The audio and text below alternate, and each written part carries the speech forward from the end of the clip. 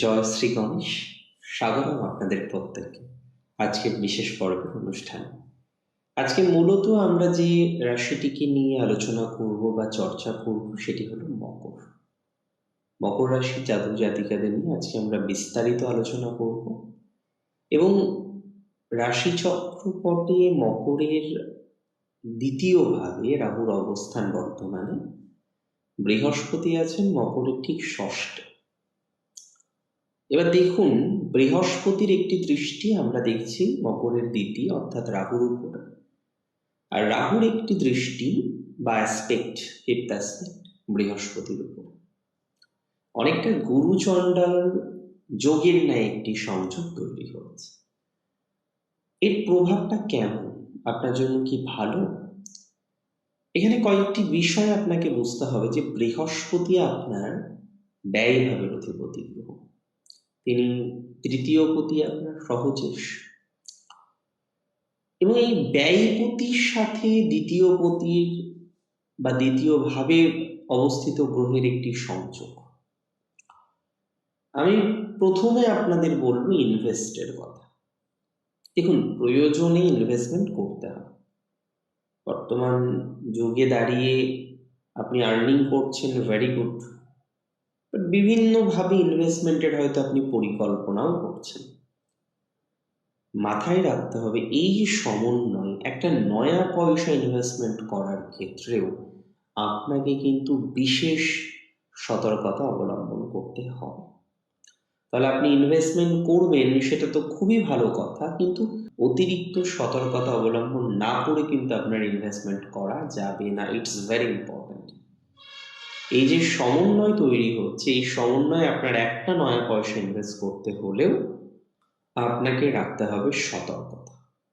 আপনার অর্থনৈতিক বিষয়ের উপরে কিন্তু এই সংযোগের প্রভাব সর্বাধিক থাকবে। আপনার আয়ের উপরে এই সংযোগের প্রভাব থাকবে। যদিও আমি মনে করি যে এই সংযোগের প্রভাবে শুধু যে ঋণাত্মক প্রভাব আপনার থাকতে চলেছে তা কিন্তু নয়। তার মানে দিন শেষে কোনো না কোনো ভাবে কিছু ধনাত্মক প্রভাবও আসতে পারে, যে শুধু খরচ হয়ে গেল, শুধু ব্যয় হয়ে গেল, শুধু অর্থনৈতিক বিপর্যয় চলে আসলো। নো, এখানেই সীমাবদ্ধ থাকবে না। আমি কোথাও যেন গিয়ে মনে করি কিছু কিছু ক্ষেত্রে এই সংযোগ হঠাৎ কোনো অর্থ প্রদান করতে পারে। এই সংযোগের সময়ে আপনাকে কিছু বিষয়ে খেয়াল রাখতে হবে, যার মধ্যে প্রথম হলো বিনিয়োগ, দ্বিতীয় হলো ব্যবসা।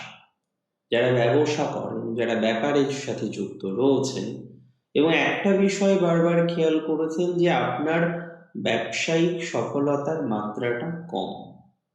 আপনি যখনই ব্যবসা নিয়ে একটু বেশি সতর্ক হওয়ার চেষ্টা করছেন, যখনই আপনি ব্যবসা নিয়ে আরেকটু বেশি ভাবছেন, তখনই যেন আপনার ব্যবসায়িক বিপর্যয়, ব্যবসায়িক ডিস্টারবেন্স, সো অ্যান্ড সো বিষয়বস্তুগুলো আসছে। এখানে কিন্তু আপনাকে নতুনভাবে খেয়াল রাখতে হবে যে পার্টনারশিপ বিজনেস কিন্তু ভালো ফল এখন দেবে না। আপনি ব্যবসা করছেন, খুব ভালো কথা, তাতে কোনো সমস্যা নেই, কিন্তু যারা, যে সমস্ত জাতক জাতিকারা পার্টনারশিপ বিজনেস করছেন, তাদের কিন্তু বিশেষ সতর্কতা রাখার প্রয়োজনীয়তা আছে। এই সময় ব্যবসায় বিশেষ সতর্কতা রাখতে হবে আপনাকে, কারণ কোনো না কোনোভাবে ব্যবসায়িক ফ্রড হওয়া, ব্যবসায়িক অর্থ নষ্ট হওয়া, ব্যবসায় কিছু সাডেন ডিস্টার্ব হওয়ার মতো সমন্বয় লক্ষ্য করা যাচ্ছে।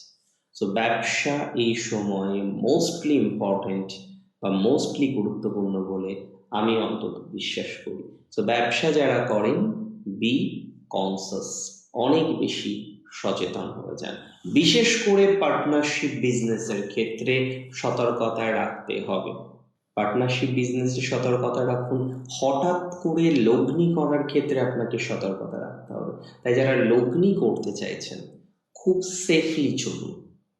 এবং আমি বলে দিই, এই সেম ট্রানজিট আপনার এমনি পার্টনারশিপ বা রিলেশনশিপের ক্ষেত্রেও প্রভাব বিস্তার করতে পারে।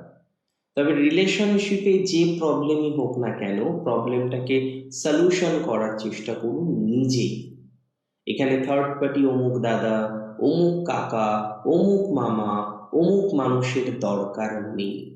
প্রবলেম হতেই পারে লাইফে, কিন্তু সেই প্রবলেমটাকে নিজের হাতে সমাধান করার চেষ্টা করুন। এখানে যত বেশি ব্যক্তিবর্গের অ্যাটাচমেন্ট রাখবেন, তত বেশি প্রবলেম কিন্তু তৈরি হতে পারে। বাংলায় একটা প্রবাদ আছে জানেন তো, কথায় বলে অধিক সন্ন্যাসীতে গাজর নষ্ট হয়।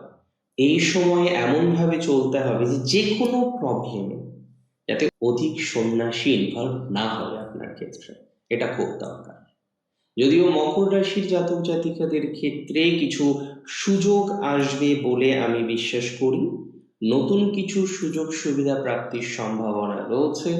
বিদেশের ক্ষেত্রে পজিটিভিটি ঘটতে পারে। ফরেন ট্রাভেল, ফরেন রিলেটেড যে কোনো ইভেন্টে ডেভেলপমেন্টের সম্ভাবনাটা বেশি। ফরেন রিলেটেড যে কোনো বিষয়ে উন্নতির সম্ভাবনা বেশি। তাই যারা ফরেন রিলেটেড ম্যাটারের সাথে কানেক্টেড হতে চান, ফরেন রিলেটেড বিষয়ের সাথে সংযুক্ত হতে চান, তারা কিন্তু একটা ভালো সময়ের অবকাশে আছেন। Take my surety and take my assurity both, যে ফরেন রিলেটেড বিষয়ে আপনারা এবার একটু প্রোগ্রেস করতে চলেছেন। তবে মাথায় রাখতে হবে, কি বিষয় মাথায় রাখতে হবে, যে ফরেনে যেতে চাইছেন, কোনো একজনের সাথে পরিচয় হলো, you are going to invest some money, এটা ইম্পর্টেন্ট। যে আপনি কোনো কাজে অভীষ্ট সিদ্ধ করার জন্য, কোনো অভীষ্ট সিদ্ধ করার জন্য এই সময় কিন্তু অন্য কোনোভাবে অর্থ ইনভেস্ট করবেন না, একদম পরিষ্কার। কাউকে টাকা দেবেন না কিছু কাজ সিদ্ধ করার জন্য, বিশেষ করে ব্যাকা পথে কাজ করার জন্য কোনো রকম ইনভেস্টমেন্ট করা মানেই আপনার কিন্তু অর্থটা নষ্ট হতে পারে, আপনার অর্থ নষ্ট হওয়ার সংযোগ কিন্তু রয়েছে। ব্যাকা পথে কাজ করা যাবে না, ইটস ইম্পর্ট্যান্ট। ব্যাকা পথে কাজ করলেই তো প্রবলেম। তার সাথে সাথে আমি আপনাকে বলে দিচ্ছি, এই সময়ে মকর রাশির জাতক জাতিকাদের নিজের হেলথের প্রতি একটু খেয়াল রাখুন, খাওয়া দাওয়ার প্রতি একটু খেয়াল রাখুন। ফুড হ্যাবিট এই সময় খুব গুরুত্বপূর্ণ। ভুল ফুড হ্যাবিটের কম্বিনেশন আপনার স্বাস্থ্যকে আরো বেশি ঋণাত্মক করতে পারে, আপনাকে নতুন কিছু সমস্যার মধ্যে নিয়ে আসতে পারে। সো খাদ্য অভ্যাসটা এই সময় মেনটেন করাটা খুব বেশি জরুরি। খাদ্য অভ্যাসটাকে নিয়ন্ত্রণ করতে হবে। খাদ্য অভ্যাস যদি নিয়ন্ত্রণ না হয়, তাহলে কিন্তু উপরন্তু আমি বলবো সমস্যা আসতে পারে। তো সঠিক খাদ্য অভ্যাস আপনাকে আরো বেশি সুস্থ রাখবে এবং আপনার চলাফেরা, আপনার চাহিদা সমস্ত কিছুর মধ্যে একটা লিমিটেশন রাখুন। ওভার এক্সপেকটেশন এই সময় আপনাকে হার্ট করতে পারে। সো ওভার এক্সপেকটেশন করা যাবে না। যেটুকু করতে হবে, যা করতে হবে, যতটুকু করতে হবে, উইদিন দ্য লিমিট করতে হবে।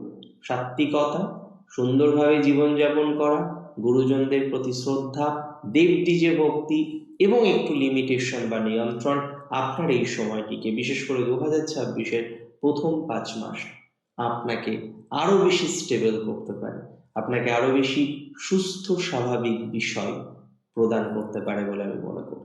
অনেক ভালো থাকুন আপনারা প্রত্যেকে, সুস্থ থাকুন, স্বাভাবিক থাকুন। শেষ করছি আজকে এখানেই। জয় শ্রী গণেশ।